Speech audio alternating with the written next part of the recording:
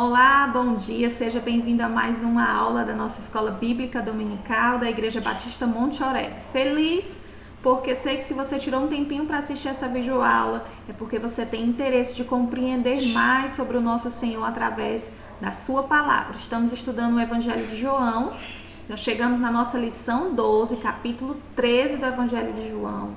A gente já viu aqui durante as nossas aulas que João tem uma forma didática de dividir esse livro, e dos capítulos 1 ao 12 são selecionados aí momentos do ministério de Jesus em que ele está ensinando para as multidões, são muitas pessoas ao redor. Então ele tira esse tempo do capítulo 1 ao 12 para registrar esses momentos de ensino ao público, né?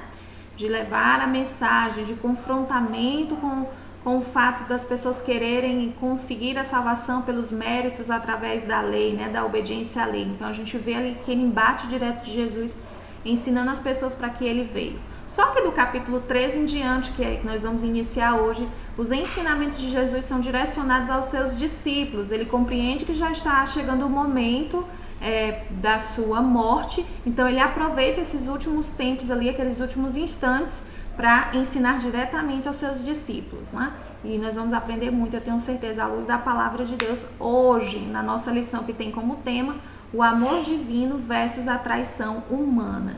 E o nosso versículo-chave, meus irmãos, eu vou ficar sempre olhando assim porque eu estou mexendo no computador, tá?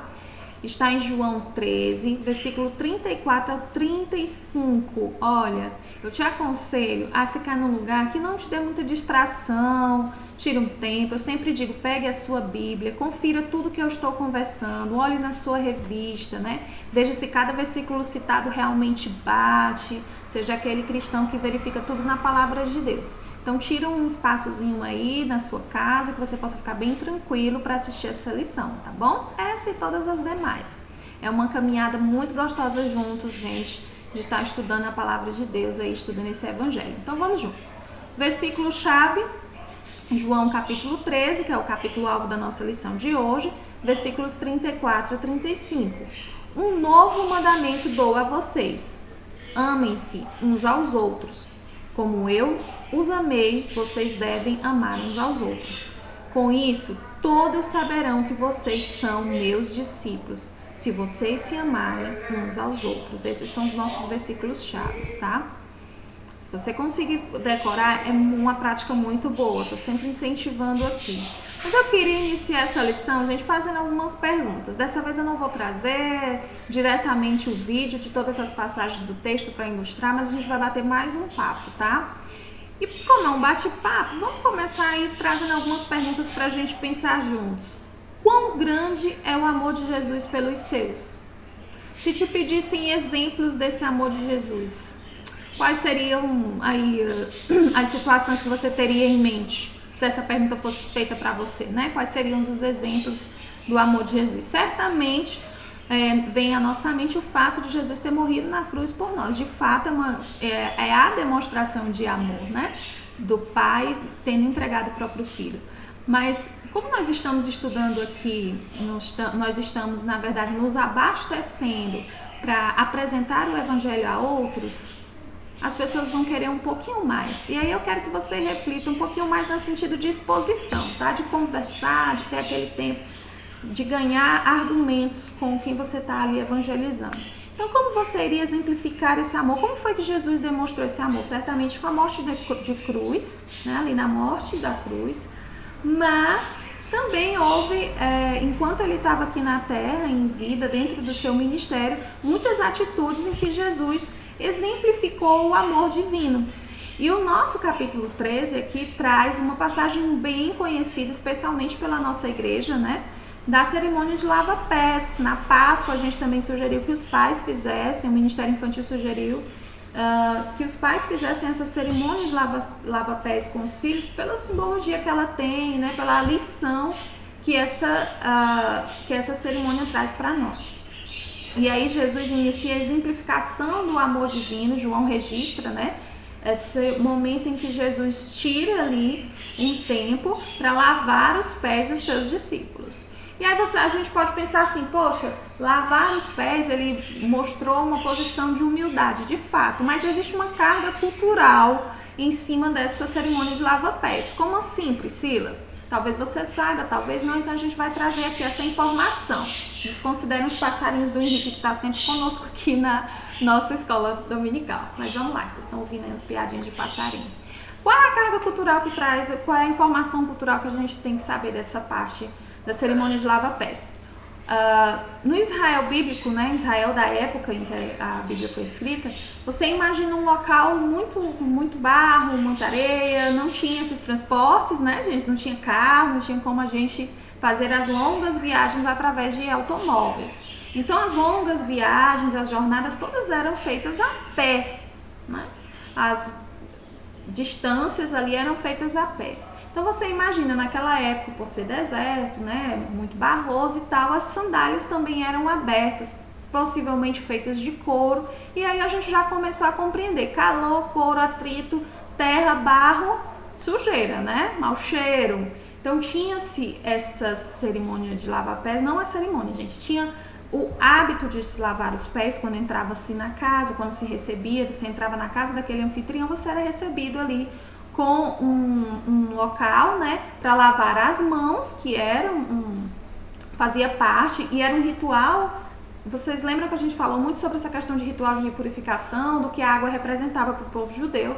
Inclusive, antes de entrar na casa, depois de ter chegado de uma viagem a pé, né, sol, quente e tal, tinha um ritual para lavar as mãos, mas era um ritual mesmo, né? Lembra aí de tudo que a gente tem conversado de como para eles essa questão de fazer tintim por tintim, exatamente como se mandava a lei judaica, era importante para eles cumprir isso, inclusive cumprir a cerimônia. Tinha uma forma de fazer a tigela, uma forma de derramar a água, né? E toda aquele cerimônia para lavar, eu só quero falar cerimônia, gente, aquele ritual para lavar as mãos, inclusive os pés também.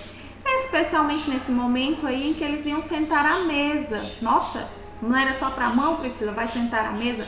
Lembre-se que as mesas eram baixinhas, vocês já podem estar lembrando aí de várias vezes que você já deve ter visto nos vídeos, né, filmes, em que a Santa Ceia não é nessas mesas que a gente costuma, que a gente fica em pé como a nossa cultura, era baixinha, ou seja, as pessoas ficavam praticamente inclinadas, deitadas, de um lado para um lado, deitadas mesmo, e do outro ficava o seu pé próximo ao próximo colega que vai estar sentado à mesa. Então os pés ficavam pertinho do seu companheiro de mesa. Importante também que tivesse lavado e higienizado, já que a mesa era baixinha.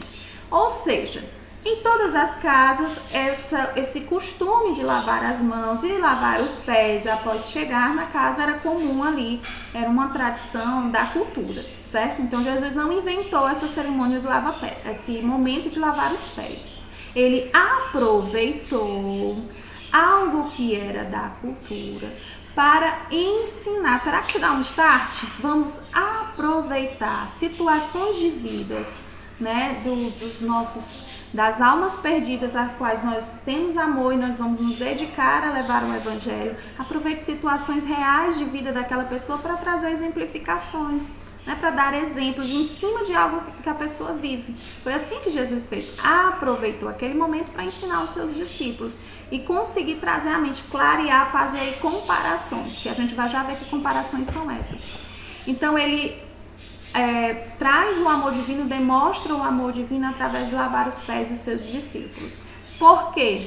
Sendo ele o anfitrião, não seria ele a lavar os pés. Por que ele era anfitrião? Ele convidou os discípulos para estarem ali. Porque ele sabia que era um momento para aproveitar para aquele ensino direto para os seus discípulos. Então ele, sendo anfitrião, entrou na casa, não era um anfitrião que lavava os pés, não. Era um empregado, um escravo ali da casa. Se aquela família não tivesse um escravo, né, um empregado que pudesse lavar os pés dos visitantes, era escolhido no grupo aquele de menor prestígio. E aquela pessoa que não tivesse tanto prestígio, né, que fosse considerado o menor do grupo, iria lavar os pés dos demais. E aí Jesus vem e faz a cerimônia de lava-pés que nós conhecemos. Ele tira a roupa, cinge na cintura e começa a lavar os pés dos seus discípulos. De fato, uma cena constrangedora para os seus discípulos. Nossa, o mestre lavando os meus pés, como assim? Não era, lembra, a cultura deles, jamais um anfitrião iria lavar os pés daqueles que estavam chegando. Então Jesus quer quebrar aí uma ideia que a gente vai ver junto aqui.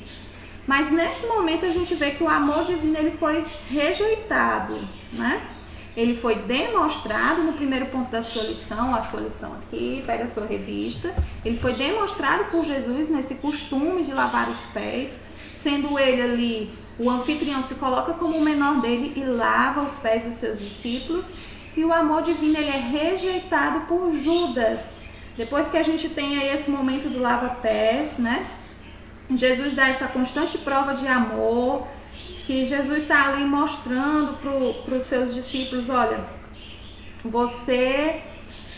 vocês devem amar uns aos outros. Gente, é muito difícil olhar para o computador, olhar para cá, olhar para os versículos, mas ele vai se adaptando, tá? Vocês devem amar uns aos outros. Lembra do nosso versículo-chave, que é uma coisa interessante aqui para trazer a nossa reflexão.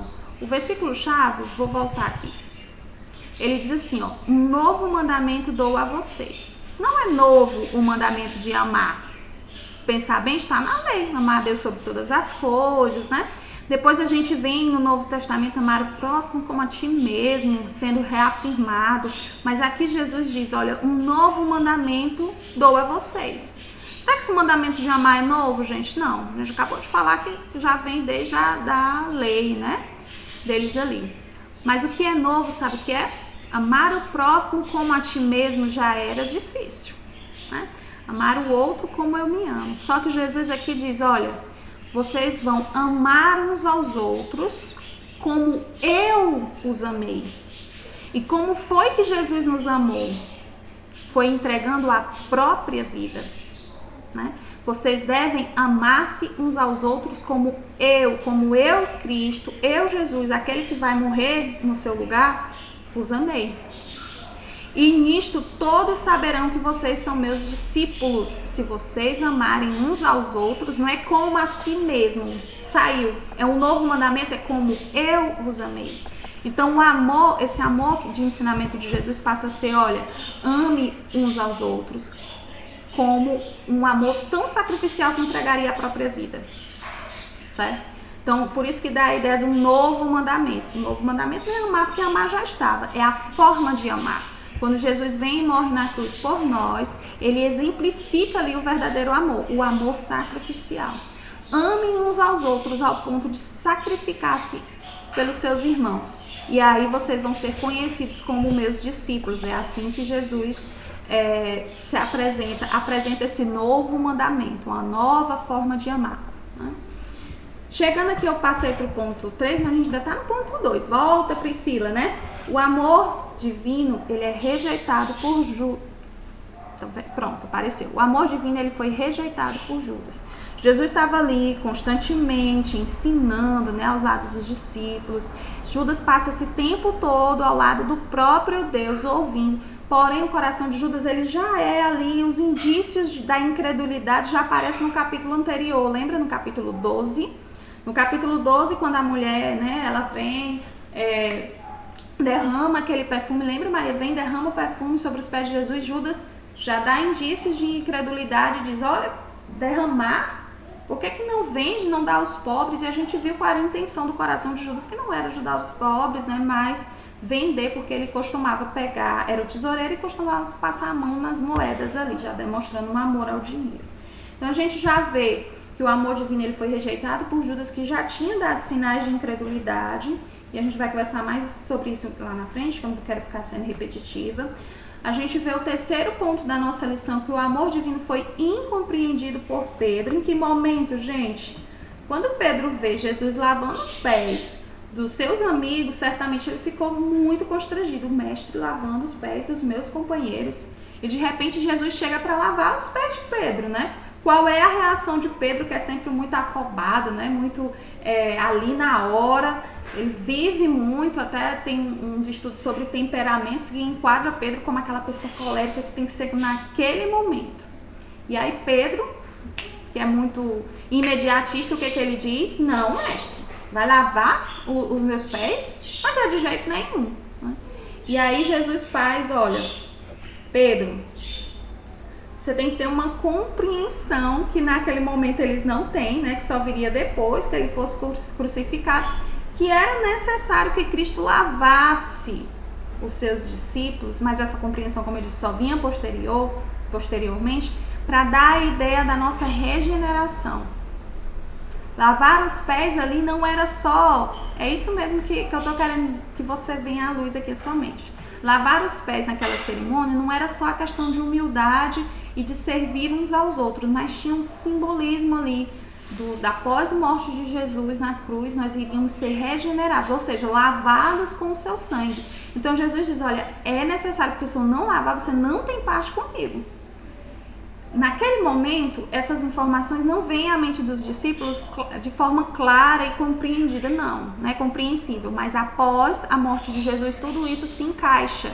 Então é por uma questão de humildade, de exemplo, de amar uns aos outros, mas é aquele amor sacrificial. E aí vem essa relação do lavar, né? Se você não deixar que eu lave, você não tem parte comigo, eu tenho que lavar. E aí Pedro, mais uma vez, precipitado, né? Ele diz... Então lava todo, né? Eu quero uma lavagem total, que nos traz também a ideia da nossa justificação. Nós somos regenerados e justificados. Nós somos tirados do meio do lamaçal, do todo, tem todo, eu sempre dou esse exemplo, né? Tem todo um grupo ali de pecadores, distantes de Deus, mas nós somos tirados, como esse papelzinho aqui, né? Vou pegar aqui o palitinho. Nós somos tirados desse grupo, nós somos lavados e regenerados pelo sangue de Jesus.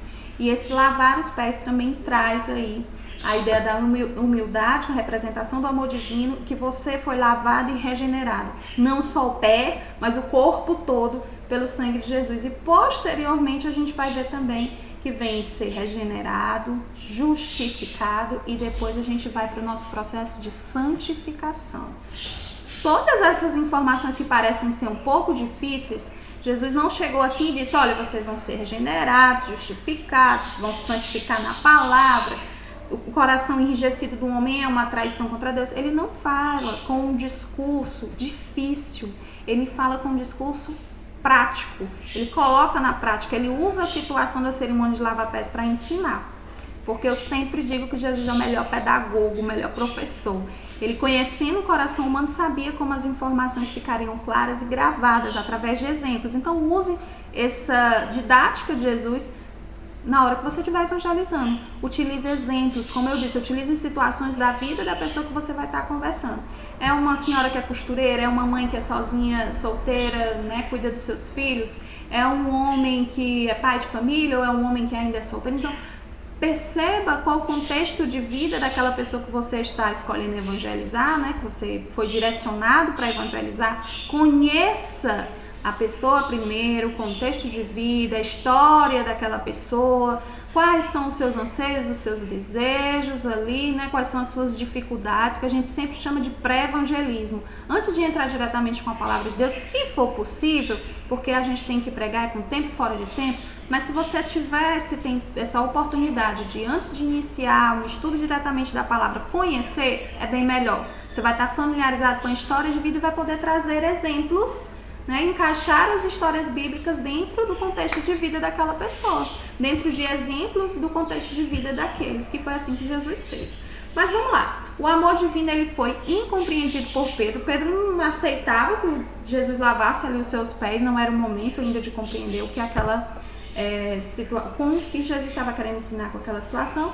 E a gente tem o ponto 4, né, o subponto, na verdade 4 desse nosso primeiro momento, desse nosso primeiro ponto, que é o amor divino deve ser declarado por nós. Na verdade já entrou aí na conversa, né? De maneira muito objetiva, no versículo 12, Jesus aponta a necessidade de compreensão dos seus ensinos e confirmou a sua autoridade para ensinar no versículo 13. Por fim, ele dá a ordem que seus discípulos seguissem seu modelo de demonstração de amor. Amém. Amém. E aí no nosso versículo-chave vem fechando, né? Amém, como eu vos amei. Interessante, eu não estou anulando de forma alguma, né? Um amar ao próximo como a ti mesmo. Mas ele vem e complementa. Se você ama você vai amar o seu próximo. A gente gosta muito de dizer isso, ame a você mesmo, tem amor próprio, porque se você não amar você, como você vai amar o irmão? Tem sempre essas contextualizações, né? Mas o interessante é você pensar como Jesus fala, olha, é um amor, mas é aquele amor que você vai ser sacrificial, é aquele que é capaz de morrer pelo seu irmão, é além, né? Ele puxa aí para a profundidade desse amor. E Jesus dá essa exemplificação do amor divino, demonstrando através da cerimônia do lava-pés. Mesmo assim, mesmo Judas ali já demonstrando sinais de incredulidade, né? Desde aquele momento da família ali com a família de Lázaro, no capítulo 12 anterior, esses sinais de incredulidade, ainda assim Jesus continua demonstrando amor por Judas, apesar de ser rejeitado, né? Esse amor divino, ele foi incompreendido por Pedro, naquele momento ele não conseguia entender por que Jesus estava lavando seus pés e dos seus companheiros, e esse amor divino exemplificado por Jesus, ele deve ser declarado por nós, tá? Gente, na época em que Jesus estava fazendo a cerimônia de lava-pés ali, os seus discípulos, eles estavam com Jesus, mas entendendo que eles estavam sendo perseguidos, lembra? Existia uma tensão, uma pressão muito grande naquele momento. Tanto que Jesus compreendia que já estava chegando a sua hora. E ele, né, desde o versículo 1 a gente consegue perceber, vai conferindo na tua Bíblia, tá? Desde o versículo 1 a gente consegue compreender que Jesus já tinha entendimento de que era o momento dele começar a ensinar os discípulos lições muito diretas, porque estava pertinho da sua morte. A gente vê em outros capítulos de João o registro em que Jesus some da multidão, Jesus desaparece, Jesus vai para o monte, e que registra ali no livro, olha, não pegaram Jesus naquele momento porque não havia chegado a sua hora. Ou seja, outro ponto importante, Jesus se entrega voluntariamente, ele sabe quando chega a sua hora, quando se completa ali o seu ministério na terra, né, enquanto homem encarnado. Certo? Então nós vamos aí para a predição da traição ao divino, que é o nosso ponto 2 da lição. E aí vocês estão vendo uma luzinha de alerta? Pronto. Pois eu quero que você foque nesse alerta. A predição de traição ao divino, da traição ao divino, a gente vai ver a questão de Judas. Como assim, Priscila? Vamos lá. Judas, ele traz para nós esse momento que eu vou falar aqui, né? Depois da cerimônia do lava-pés, que eles vêm para a Santa Ceia, né? Que é antes da Santa Ceia que acontece, eles lavam os pés e as mãos para irem à mesa ceiar. Então, antes desse momento da Santa Ceia, ali, quando sentam todos, quero que você se atente para três, vamos dizer assim, 3 indícios de queda que Judas nos traz, tá? O primeiro indício é conhecer a Bíblia e não praticá-la. Como assim, Priscila? Não tinha Bíblia na época de Judas, mas eu não estou falando disso, eu estou falando do fato de que Judas estava constantemente com Jesus, ouvindo todos os ensinamentos e certamente sentindo a prática daquele amor de Jesus ali, que ele praticava, demonstrava para os seus discípulos. Jesus fazia isso porque queria que eles o imitassem e obedecessem, né? Mas Jesus diz ali publicamente, olha, tem um entre vocês aqui que não está muito interessado nesses meus ensinamentos, né? Lava pés, amar uns aos outros como eu os amei. Essa ideia que lá na frente eles iam entender de lavagem, de regeneração, de lavagem pelo sangue de Jesus. Tem um de vocês que não está muito interessado nisso. Um de vocês vai me trair. Então causa aquele espanto ali inicial nos discípulos, mas eles ainda não compreendiam o que seria essa traição, né? Causa esse espanto entre eles ali, mas Jesus, conhecendo os corações, sabia que estava se referindo a Judas. Estava com ele, conhecendo o próprio Deus, recebendo ensinamentos direto, mas não praticava. Então o primeiro sinal de alerta, esse pisca-alerta, aquela luzinha que vai ficar nos nossos corações o primeiro indício de queda é conhecer a Bíblia e não a praticar. O que é que eu estou querendo dizer? O que é que eu estou querendo dizer com isso, gente? Ler a Bíblia é extremamente importante. Claro, né? Mateus 22, 29, confere aí na tua Bíblia, ele reafirma o que eu estou dizendo aqui, né? Que o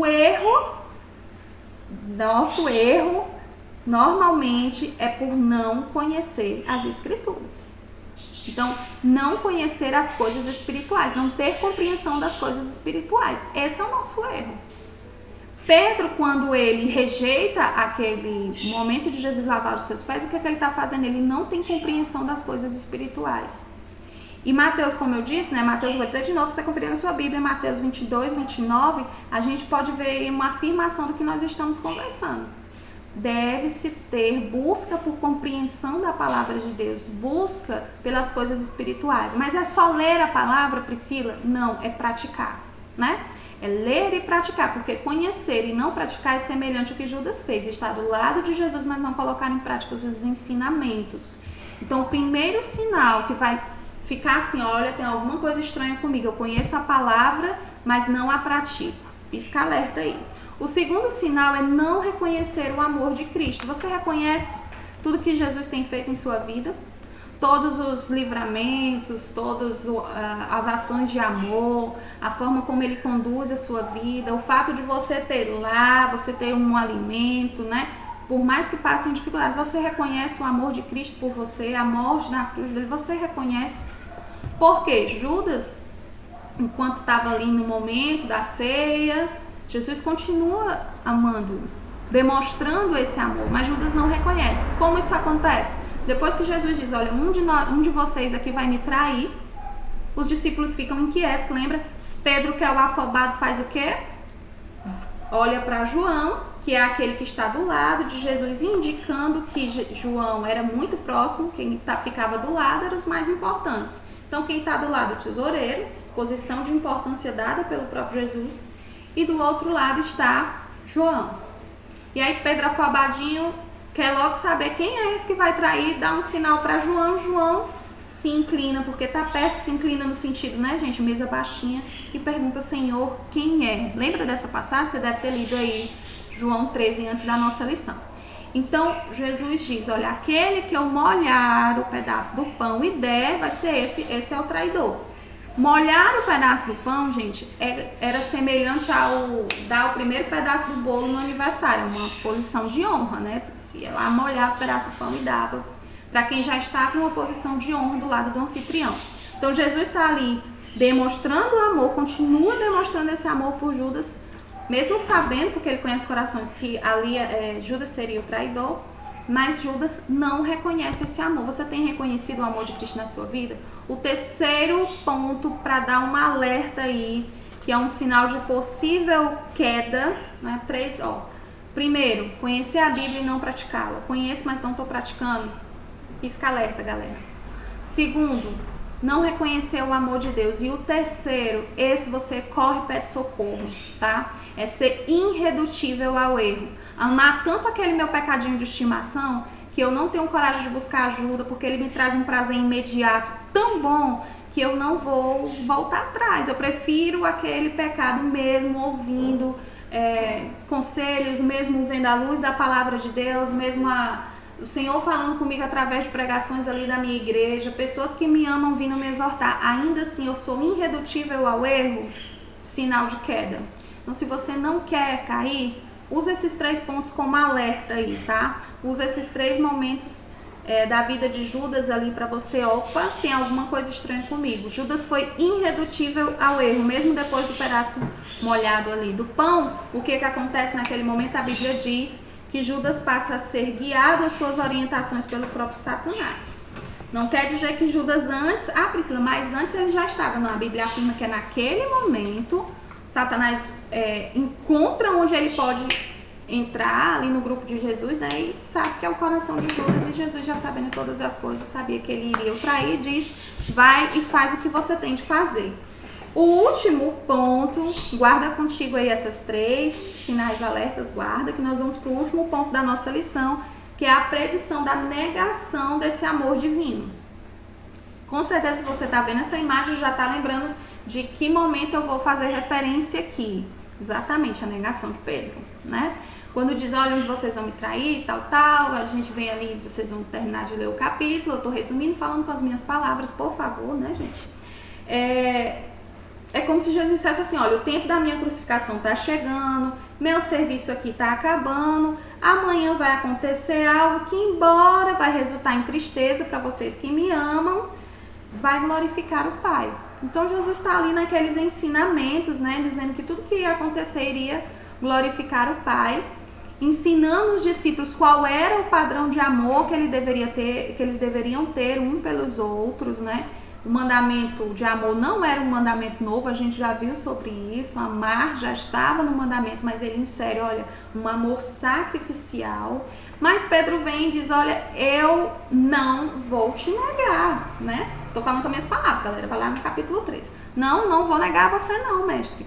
Mas Jesus, que sonda os corações e sabia que os discípulos ainda não estavam maduros o suficiente para sofrer até mesmo esse amor sacrificial, esse amor até a morte, eles ainda não estavam maduros. Mas depois da ressurreição de Jesus, essa maturidade vem. Tanto que a maioria dos discípulos, né, tanto que o que nós conhecemos das mortes desses homens foram pelo viés do mártir, né? Eles morreram aí a fio de espada, Tiago, Pedro, de cabeça para baixo, numa cruz, são as informações históricas que a gente tem. Paulo, né, que posteriormente foi agregado a esse grupo, mas dentre esses homens que estavam ali vivendo com o próprio Jesus, eles têm uma experiência naquele momento imatura. Tanto que Pedro diz, não, Senhor, eu morro por ti. Não tem perigo de não estar ali pela lógica, estarem recebendo, né, todos os dias ensinamentos do próprio Jesus, demonstrando, né, aquela humildade, aquele amor, pela lógica, isso deveria trazer neles uma maturidade tão grande que quando Jesus vinha ser preso, eles iriam com Jesus, iria segui-lo. Porém, não é o que acontece. Os seus discípulos, além de João, que vai, Pedro, que segue para ver para onde é que iam, os demais se espalham com medo. Eles ainda não têm esse amor maduro, que é um amor de amar o próximo como a ti mesmo, mas um amor de como Jesus vos amou, aquele amor ao ponto de sacrificar-se pelo outro. Eles ainda não tinham essa maturidade. Quando Pedro diz, não, Senhor, não vou fazer isso, Jesus vem e rebate. Conhecendo que eles não tinham essa maturidade, ele disse, olha, antes que o galo cante 3 vezes, né, o terceiro canto aí do galo, você vai me negar. E que o galo cante, você vai me negar 3 vezes, né? Troquei aqui. Mas Jesus fala claramente, você ainda não está pronto. Porém, vem a parte linda do Evangelho, né? Vem essa parte que nos traz esperanças do amor de Deus. Você ainda não está maduro, mas isso não quer dizer que você vai ser rejeitado. Os discípulos ainda não estavam prontos. Havia ali uma predição que iria ser negado o amor divino por parte de Pedro e por parte dos demais discípulos, né? Registrada essa passagem de Pedro também, mas os discípulos vão embora, não ficam com Jesus. Então você ainda não está maduro, mas isso não quer dizer que você não vai ser usado. Isso não quer dizer que você não vai chegar à maturidade. Isso não quer dizer que você não vai ser usado grandemente pelo seu ministério, grandemente para glorificar o Pai. Foi um processo necessário para que Pedro fosse esse homem que nós temos registros até hoje. Somos abençoados pelo ministério de Pedro, posteriormente à ressurreição de Jesus. Então, se você ainda não está maduro o suficiente, tá com aqueles 3 pontos de pisca-alerta ali, já tem alguma coisa acendendo, busque ajuda. Não quer dizer que você vai se perder. Quer dizer que você ainda não chegou na maturidade, mas nós vamos, claro, perfeição na glória, mas aqui a gente busca constantemente a santificação. E a santificação vem através do estudo da palavra. Priscila, eu entendo que eu ainda não estou maduro, né? Que eu ainda não estou nesse ponto do amor sacrificial. Os discípulos ainda não estavam. Mas aconteceu algo, a morte de Jesus. Então traga à luz da sua vida o sacrifício de Jesus na cruz. Peça a Deus para trazer clareza, gravar no seu coração e na sua mente o valor dessa entrega de Jesus, né? Como Cordeiro perfeito para você. E a partir daí você vai chegar a essa maturidade de amar, porque é possível. Se Jesus deixou registrado como ensinamento, é porque é possível, tá? Vamos para a nossa conclusão. Decida amar mais intensamente a Jesus e demonstrar isso por meio de obediência à palavra de Deus. Acabamos de falar, o processo de santificação vem principalmente por conhecimento da palavra de Deus. Decida todos os dias. Mesmo aqueles dias em que você pensa assim, hoje eu tô tão cansado, hoje foram tantas coisas, né? Minha mente tão distraída. Decida tirar um tempo para estudar a palavra. Eu garanto, a Bíblia garante, então a Bíblia tá, né, à frente de que vai haver um processo aí de maturidade na sua vida, tá? Bom domingo, é isso. Espero que você guarde os ensinamentos aí na sua mente, no seu coração. Esteja lendo a palavra de Deus, especialmente o livro de João, né, Evangelho de João que nós estamos estudando. Faça uma oração individual, tenha um tempo com o Senhor e aproveite cada oportunidade de estar estudando a palavra de Deus. Bom domingo, obrigado pela companhia. Acabou.